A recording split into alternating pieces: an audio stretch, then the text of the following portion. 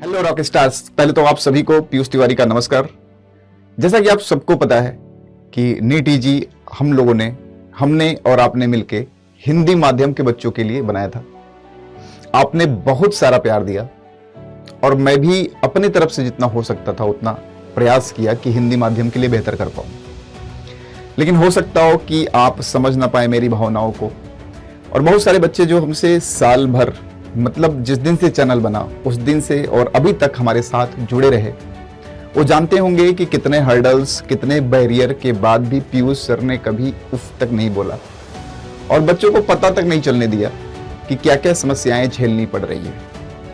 यही NEET easy start किया हमने तो जूलॉजी पढ़ाते थे और तब कोई मेरे ऊपर कोई ऐसा बाउंडेशन नहीं था, क्योंकि मैं ही था अकेले। मैं समझता था अपनी लिमिटेशन को, मस्त पढ़ाता था और आप बच्चे मस्त पढ़ते थे। लेकिन फिर आप बच्चे डिमांड किए कि सर जी और भी चीज़ें प्रोवाइड कराओ, और भी विषय प्रोवाइड कराओ। मुझे भी थोड़ा सा एक ललक हुआ कि चलो भैया मैं भी प्रयास करता हूं। लेकिन मुझे एकदम आइडिया नहीं था कि कौन कौन से बाउंस बैक आएंगे। भैया टीचर है तो सैलरी चाहिए, सिस्टम बढ़ेगा तो सैलरी बढ़ेगी, और हम लोग एकदम नए नए थे तो हम तो भावनाओं में बह के चीज़ें बनाते चले गए। लेकिन बाद में ही बाउंस बैक हो गया। रियलाइज होने लगा कि नहीं यार, कुछ गलत डिसीजन हो गया है, क्योंकि हम कारपोरेट तो है नहीं।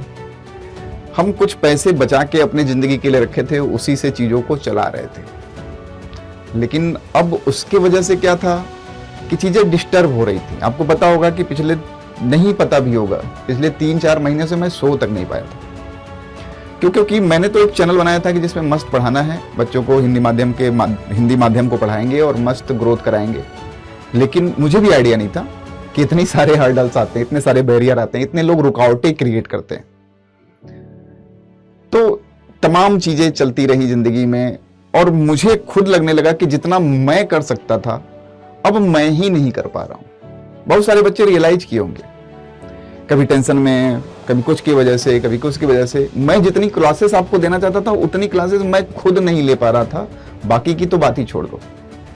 तो आपको इसी सूचना के लिए, चाहे जो भी आपका कमेंट हो, देखो हमारा मेन इंटेंशन है ना कि आपको बेहतर एजुकेशन मिले। कहाँ से मिले, कहीं से मिले, फर्क नहीं पड़ता। हमें फर्क पड़ता है कि हिंदी मीडियम के लिए सबसे पहले नीट ईजी ने आवाज उठाई थी। ठीक है कि हम फाइनेंशियली स्ट्रांग नहीं थे, तो इसलिए हम उतनी चीजें या जितना हम चाहते थे इवन उतना भी नहीं कर पाए। तो मैंने डिसाइड किया कि यार ये एक्सक्यूज लेके मैं कब तक घूमता रहूंगा कि मैं फाइनेंशियल बैरियर में हूं, मैं आपको जो चाहता हूं वो दे नहीं पाता हूं, मैं जो करना चाहता हूं वो कर नहीं पाता हूं। क्योंकि जिंदगी तो आगे बढ़ती चली जाएगी ना, आपकी तैयारी होनी चाहिए, आपको चीजें मिलनी चाहिए। ऐसे थोड़ी कि आप हमारे इस बाउंस बैक के लिए रुके रहोगे कि नहीं सर जी आप कर लो तभी हम तैयारी करेंगे, आप जब बढ़िया कर लोगे तभी नहीं। आपका एक इंपॉर्टेंट टाइम चल रहा है। तो नीट ईजी जब स्ट्रगल करके ऐसे ऐसे नैया पार लग रहा था, तो हमने बहुत सारे लोगों से गुजारिश की थी कि भैया कोई सपोर्ट कर दो। हमने एक स्टार्टअप चालू किया था। मेरी इसे भूल समझिए, व्हाटएवर जो भी समझिए, नादानी समझिए, कि मैंने सोचा कि हिंदी माध्यम को पढ़ा के और थोड़ा सा हिंदी माध्यम के लिए पुश करते हैं।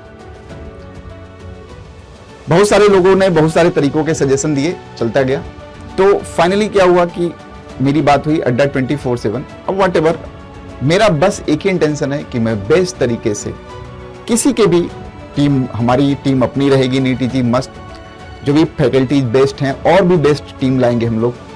और भी बेस्ट टीम लाने के बाद जो एक सपना देखा था ना हमने 1 साल पहले कि हिंदी माध्यम के लिए बेहतर हम करेंगे, उस सपने को हो सकता हो कि हम पढ़ा के तो साकार कर पा रहे थे, लेकिन जितनी चीजें मुहैया करानी थी आपको वो चीजें मुहैया नहीं करा पा रहे थे। तो अड्डा 24/7 की मदद से वो चीजें भी आपको मुहैया होंगी। और यही इंफॉर्मेशन, क्योंकि ये जितनी भी बातें मैं करता हूं, जो भी चैनल है अपना, वो सारा आपका ही बनाया हुआ है। और मैं शुरू से बोलता हूं, मैं अपने चैनल पे था तो बोलता था कि आपको बेहतर पढ़ने से मतलब होना चाहिए, आपको कभी इस बात से मतलब नहीं होना चाहिए कि कहां से पढ़ रहा है। मैं हमेशा ये बोलता रहा हूं। तो मुझे लगा कि नहीं, अगर हम किसी के सहायता से अगर कुछ अच्छा कर सकते हैं तो इसमें कोई बुरी बात नहीं होती है। मन में जो श्रद्धा है सही करने का होना चाहिए।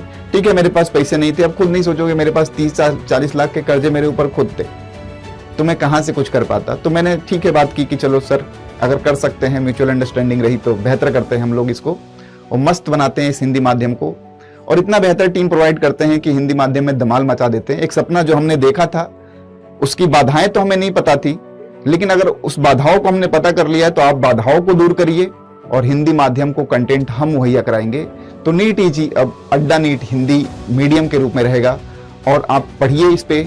बस सपना एक ही रहे, टीचर यही रहेगा, टी शर्ट यही रहेगा, कंटेंट दमदार चीज मिलेंगे और टीम भी दमदार मिलेगी और जो चीजें हम चाह के भी आपको दे नहीं पा रहे थे अब वो चीजें भी आपको मिलनी शुरू हो जाएंगी। सबसे खुशी की बात मेरे लिए यही है, आप तमाम चीजें बोलते थे सर डीपीपी घर भेज दो, ये कर दो, ये तमाम चीजें आपके साथ होना चालू हो जाएगा, क्योंकि हो सकता था कि मैं अकेले के दम पे इतने काम नहीं कर पाता।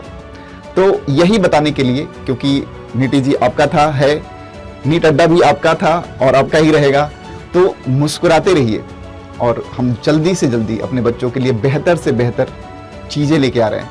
और ये बताना मेरे लिए आपके लिए बहुत जरूरी था कि नीट ईजी अब अड्डा के साथ मिलके और हिंदी माध्यम के लिए बेहतर भविष्य या बेहतर प्लेटफॉर्म बनाने की तैयारी में है। तो मुस्कुराते रहिए, ठीक है? धन्यवाद, बाय बाय।